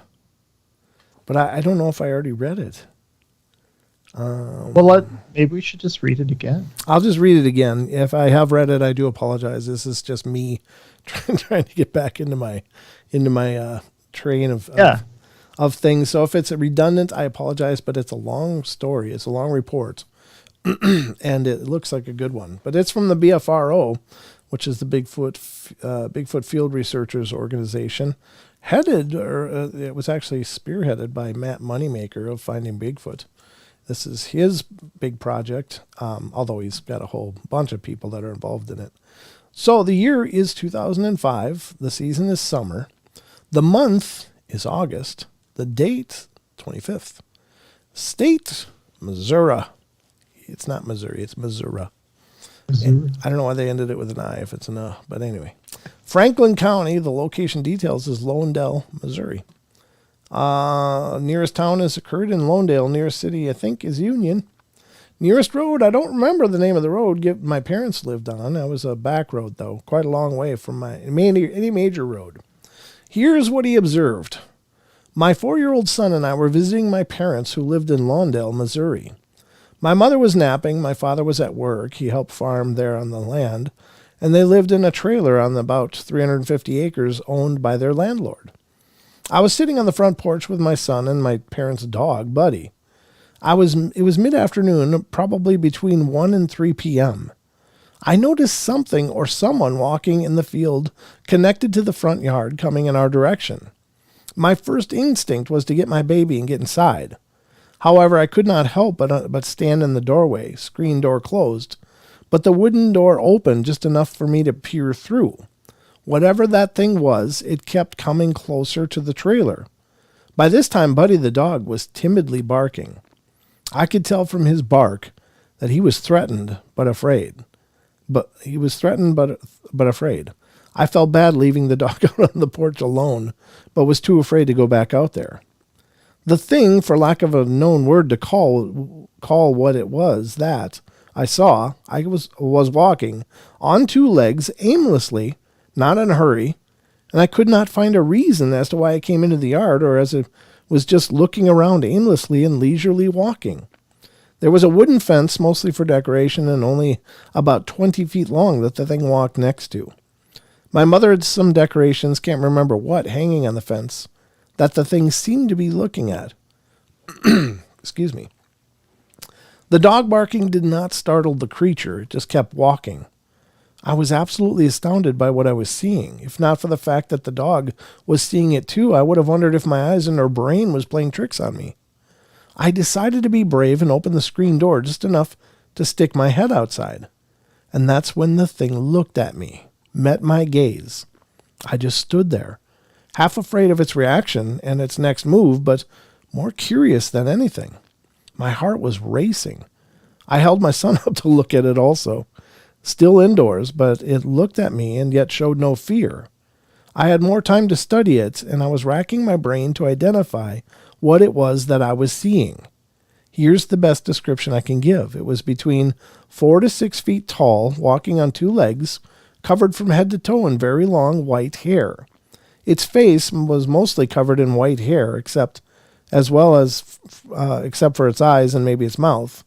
It did not have the snout like a dog. Its shape and build was that of a human's. I even compared to a bear in my head, but there was not enough similarities. This thing was not very animalistic in behavior. The way it walked and looked at me were more typical of human behaviors, yet the way it wandered and seemed oblivious to the man-made things around it, cars, trailer, and even the fence, was more like the characteristics of an animal. I did not get the feeling that it was aggressive or wanting to cause harm, yet because of the size and animalistic nature of it, I knew that it was strong and could hurt me, my son, or the dog. It began to walk around the side of the garage, out of my sight, but closer towards the end of the trailer that had the bedroom my mom was napping in. I ran down to the bedroom and began frantically looking out the window, searching to see where it had gone. I woke my mother up in a tizzy and quickly told her what I had seen, and I wanted her to look. She was still half asleep and slow to process what I was saying. I did not see where it went from there. I could not locate it through the window, and I was too afraid to go outside and look. My mom, my son, and I all sat and talked about what I had seen that afternoon. I was still shook up about it. My son was able to confirm to my mom that it was not a dog, not a bear. In fact, the fact that we both saw and heard that dog barking at it helped to convince my mom that it wasn't a human or another dog, bear, etc. My mom said that people down the road have 2 big white dogs, but like I told her, this thing was walking on 2 legs, not on all 4s like a dog. For many other reasons, I knew it was not a dog. I'd never seen a bear in real life before, but I am sure it was not a bear either, and I had heard of and seen animated yetis on a PC game before. That was about the closest thing I could match to what I had seen. I knew then and now know that many people do not believe yetis are real, but whatever it was that I saw that day makes me wonder if they're in fact real, and if in fact that is what I saw. I believe it was late summer when this happened, nice weather, sunny day. Like I said, mid-afternoon, and it was out in the open. There were clear farmlands all around us. One pond stocked with fish and swans right next to the end of the trailer that it went in the direction of. And there was also 2 other ponds on the land. I know that a lot of the 350 acres was wooded. Also, there was a road about 300 feet from where the thing was, and also from where I was. There was only about 150 feet between myself and the creature. I'm not good at mathematical estimations, but I was as close as I would have wanted to be, whatever that was. It looked as if it could have made about 10 strides to me in a very short amount of time, so I stayed inside. I've read a few other sightings on your site, but all that I have read are of people seeing creatures covered in dark brown or almost black long hair. This wasn't the case with me. The description of the hair being that it was very long and covered the whole creature, not tangled, matted, or disarrayed, but it was a blinding white color. It didn't even look dirty or yellowed. I wish I could remember its hands or feet, but I can't. I can say that its eyes were bigger than that of any humans and seemed very dark. Other than when we met each other's gaze, it had its head looking down, so I could not see its eyes or facial features well at all. It did not make any noises at all, and it hardly made any sounds while walking. This happened about 5 years ago, and I have not forgotten it. Never will forget it. In fact, my son still remembers seeing it as well. I told my dad about it when he got home, and he couldn't tell me what it was either. Had not seen anything like that before. I've told my husband, my brother, some friends. No one can relate to what I saw or help me to name what it was. I often wish I could go back to that day and be less afraid and more willing to study it or even sit outside and watch it instead of hiding inside. I doubt I will ever see anything like that again, and yet I don't know if I really want to. I hope this helps with your work in some way. I had no idea that there were so many sightings of similar creatures in Missouri and in our country as a whole. I'm going to look through some more stories of sightings after I submit this. I'm curious to see if anyone else has reported a white creature before. It feels great to share my story with someone who might be able to tell me what it was that I saw that day. Someone who might have seen something like this before themselves. Thanks, Amber.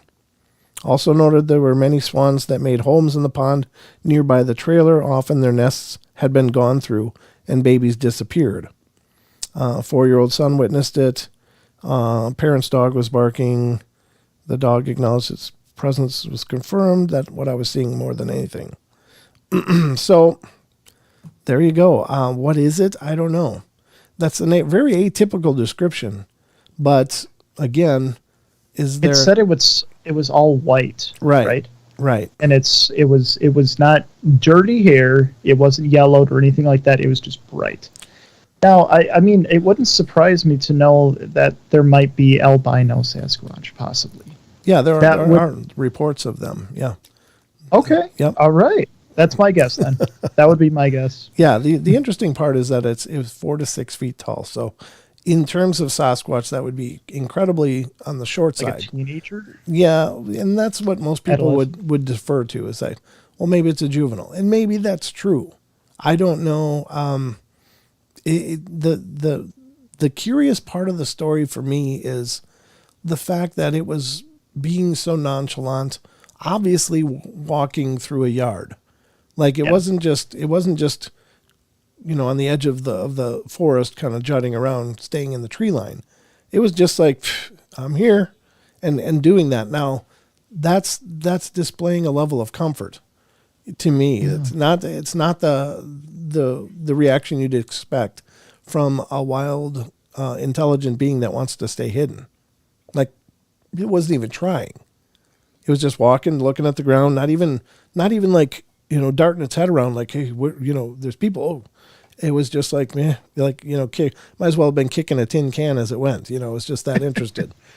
So I don't know. It's a strange story. I don't disbelieve the person, but it's really a strange sighting in that this is not the actions of something trying to stay hidden. And maybe that's just the fact that, I'm blaring white. Where am I going to hide? What the hell? Screw it.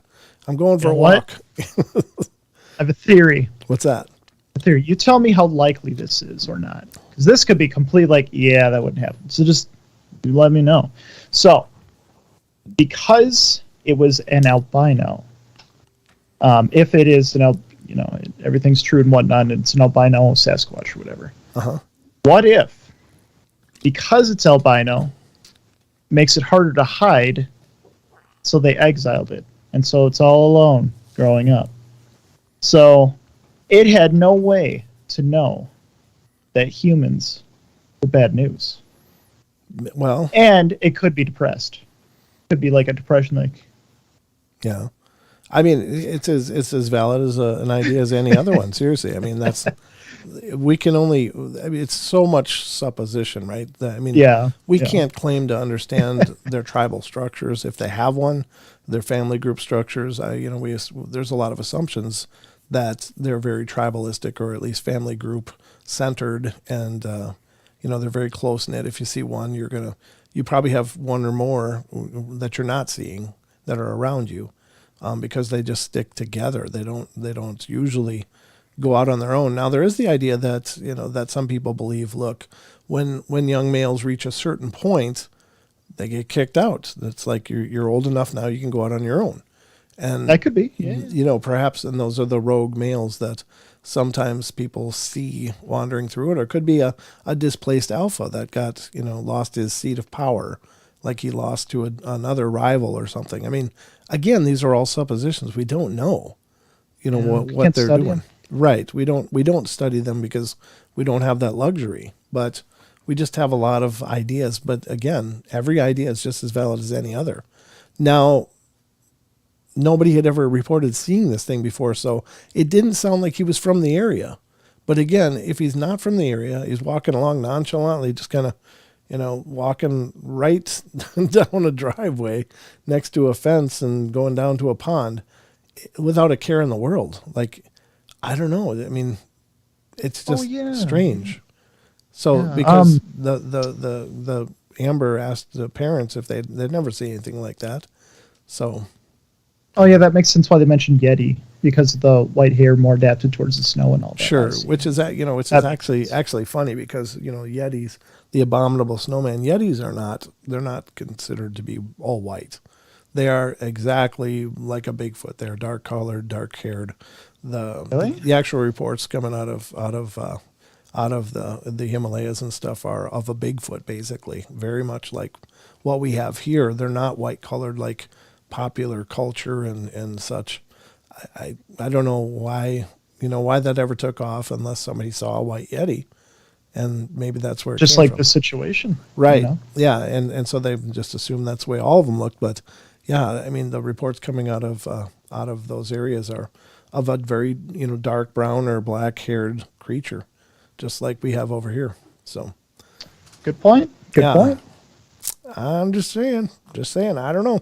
I don't pretend to know, but I can tell you that that's a great story. Now, I do know I've read that before, so I do apologize to those of you that might have heard that one last show. But it's still a great one to talk about because there's a lot very unusual about it, and I don't know. It's a very atypical report just in what was seen, how it was, nonchalantly walking along and didn't seem to care that it was observed. Now, that's the other anomaly with Bigfoot that always makes me go, really? So we assume these things are incredibly intelligent beings, that they are incredibly smart, and are operating on a stay hidden, stay alive kind of philosophy, Yeah. What are you chuckling about? I'm sorry. There's Imports Dan 1 says, what kind of funds my gears? I'm guessing grinds my gears.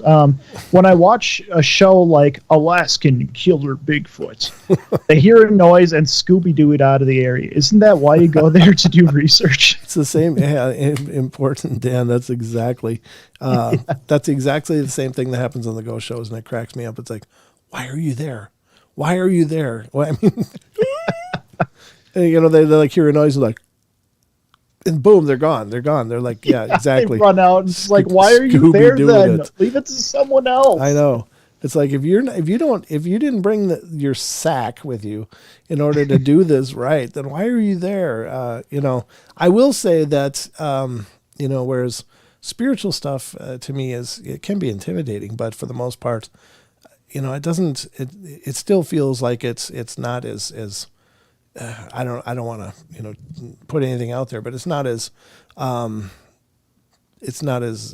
lethal as seeing a 12-foot, 10-foot tall, 1,000-pound gorilla Oh, yeah. that wants to pound Yeah. you into putty. I mean, if you're face to face with something 8 or 10 feet tall that is not happy to see you, I mean, you're looking at something that it'd be worse than wearing a ballerina outfit going into a biker bar. I mean, it's just like, I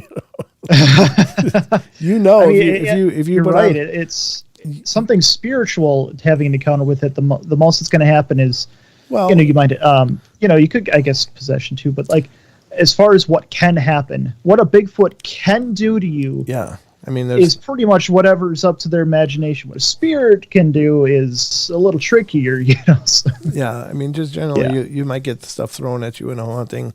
You might get scared. You might have something charged at you. You might get an attachment. Any number of problems. But to see a big, huge thing that absolutely looks like it wants to rip your lips off, and what could you do? What recourse would you have?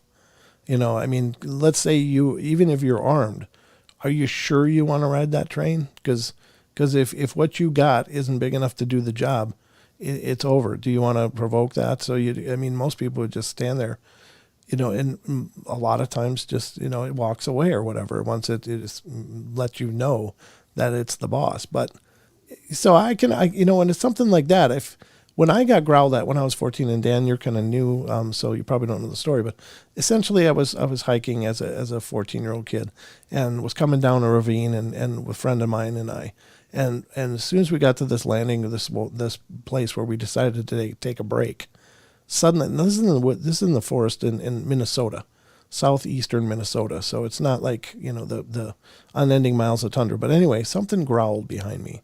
It was about just within feet of me, behind me, and my friend.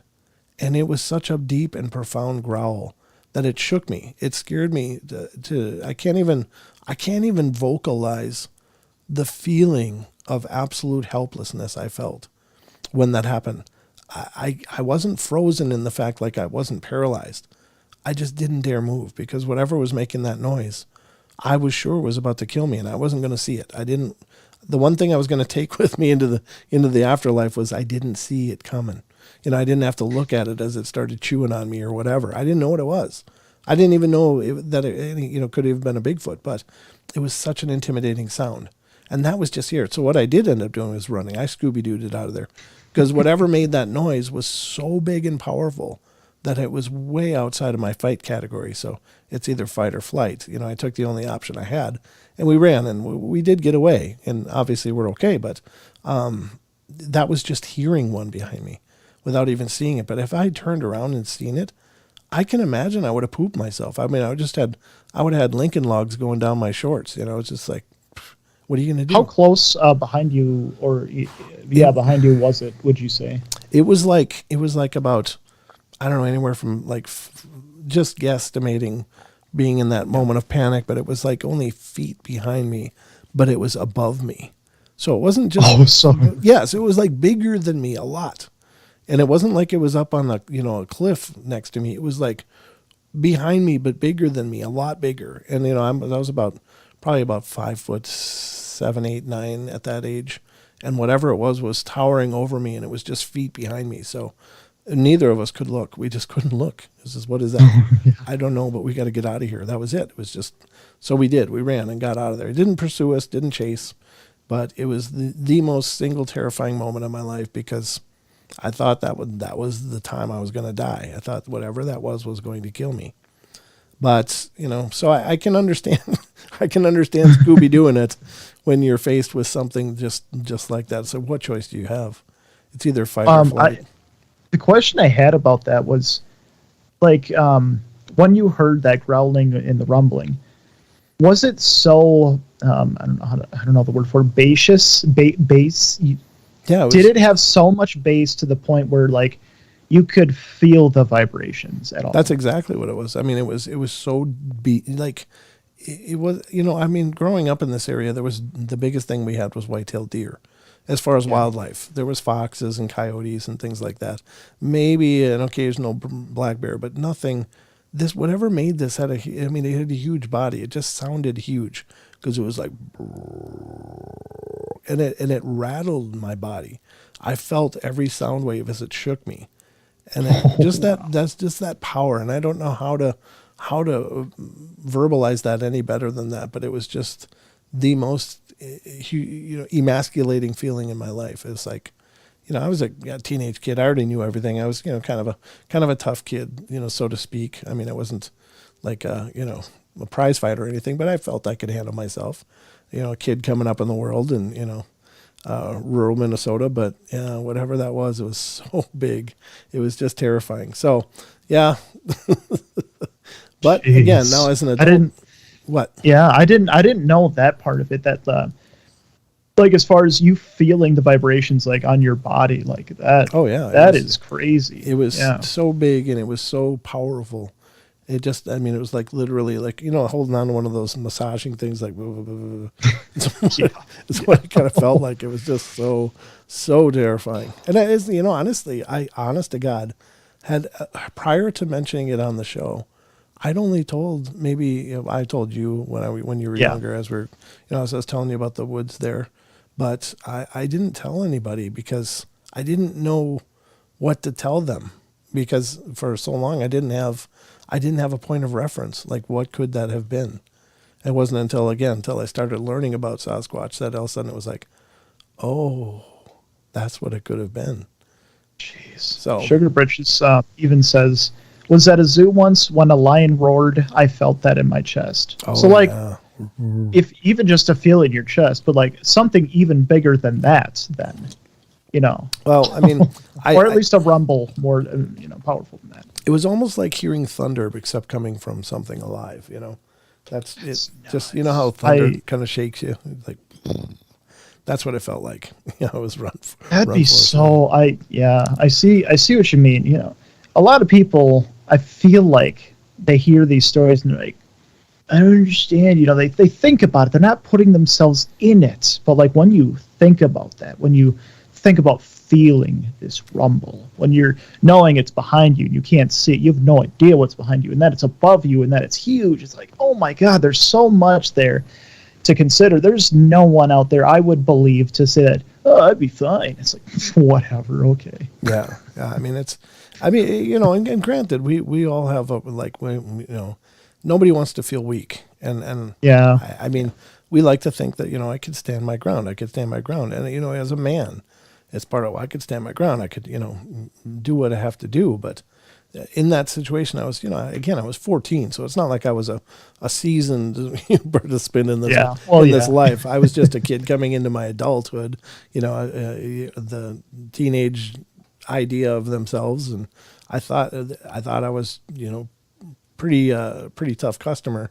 But man, when that happened, it was just like, I just wanted to curl into a ball and make it go away. I don't know how else to say it. It was horrible.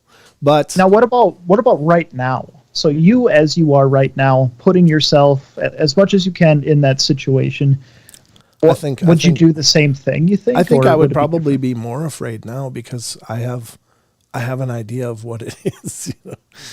Oh, true. At that time, I didn't know what it was. It was just this huge growling sound. But now knowing, and if I knew, and because then I got a mental image that goes along with it. At that time, I didn't. It was just this weird, really big growl that was not happy to see me. So, but now I would be imagining, a 9-foot tall Bigfoot that wants to pound me into pudding. So I think I'd probably be more afraid now, to be honest with you. So, because now I have a point of reference. Right, so, but, wow. And it's only one instant, one experience. I've never had anything more. The only thing I've ever heard else was there was a time when we lived in the house by the lake there, and I don't even know if you were there that night, but I was kind of laying awake, and suddenly it was the hot summer, so I had the window open. No, it was kind of a late spring, so it was still cool at night, and I had the window open, and I was laying in bed, and something woke me up, and I heard like footsteps walking by my window heading towards the lake. You told me about that. I remember this. Yep. And it was just like hearing something walking outside of my window as it went down towards the lake, and I felt really like, oh my God, Oh my God, I just stayed quiet. I didn't didn't make a sound. But I didn't get up to look either, so I can't say for sure. I mean, it could have just been, maybe it was a deer just, only walking on something noisy with two of its legs or whatever, but it was it was an intimidating sound. But other than that, I've never had any other experience with Bigfoot or anything like that. So my hat's off to anybody that can go out and, really look for them and really pursue that. I think that's incredibly brave and cool thing. It's just I'm not a researcher, I don't pretend to be. So anyway, I'll tell you this though, folks. I we ended up talking a lot about my experience, and I hope that's okay. I'm happy to share those things with you guys here on the show as well. But I hope you guys, if you're not already subscribed, I hope you get subscribed, become part of what we're doing. We do live shows here on YouTube on Wednesday, Friday, and Saturdays. So if you are available at 7 p.m. Pacific Standard Time on Wednesday, Friday, or Saturday, stop in, be a part of the live shows. We'd love to have you here. And additionally, you can check out the archives and watch for our podcast, which comes out on Sundays. And great time, but that's an audio only thing, and you can find that on all the major platforms. And check out our other channel, which is the Paranormal Portal Pieces. It takes a lot of what we're doing is we're taking a lot of the archives, putting them into smaller forms, smaller videos, shorter, so they're not all 2-hour episodes or 1-hour episodes. They're like 10-minute episodes to kind of encapsulate what we're doing on this main channel. So if you want to go check out some of the shorter shows over on the Paranormal Portal Pieces channel, get subscribed there. We'd appreciate it as well. Other than that, Sheldon, how can people stay connected to the show? You're muted, Sheldon. That would make more sense. That would. Wow. So, okay. So first off, I'll link the Paranormal Portal Pieces in the chat if you want to check that out. Give it some love. Trying to help grow this community, this amazing community full of amazing people. And one of the ways you can also stay connected to us and the amazing people of the portal is our Discord, which I will also... Portal Pieces again. Let's get the right one. What's that? Okay. Oh. I had the wrong link. There we go. Okay, so that's the Discord link to... there's the link to our Discord. You can ask us any questions, whatnot. We're going to be more active, more involved. I have some ideas, see where we'll go with them. But check it out, get joined, and feel free to chat at any of the tabs. Yeah. Absolutely. And a special thank you to all of you for being here tonight. It's our welcome back show for live shows. I was gone for a week. Was dealing with this pretty serious respiratory illness that ran the whole gambit. The minion got it, and the missus got it. I got it. So we're all better now. So Maggie, thank you for the 5. Thank you for being better. Yay. Thank you, Maggie. Appreciate it. It's not expected, but it's sure appreciated. Thank you so much. But yeah, we'll be back again on Friday night. Don should be here with me. And then Sheldon, are you doing Saturday again? I got the Saturday. Okay. Well, there you have it, folks. So we'll be back. This is our first show back after a week of being sick. It's been a great time. I just love doing these shows. So thank you all for being here with us. And please, if you wouldn't mind, spread the word. If you want to take these videos and share them on your social media, you have my absolute blessing. I would be honored if you do that. It would help to introduce more people to the Paranormal Portal. So, but that's about all we got for tonight, folks. Hope you enjoyed the journey. And did you see Portal Mom in here? I actually didn't. No. I didn't either. I wonder. She took the night off. Well, she might just be listening. She often does that. She just kicks back and listens. But I didn't talk to her too and say, "Hey, Mom, I'm doing a show tonight." Well, if you're listening, Nina, hi. All right. And to all of you, hello and thank you. And remember, we love you all. Be good, be kind, be nice. Take care of each other. Help each other out. Find the magic in every day. And remember to laugh as much as you can. We'll see you Friday night. So talk to you then. See ya. Peace.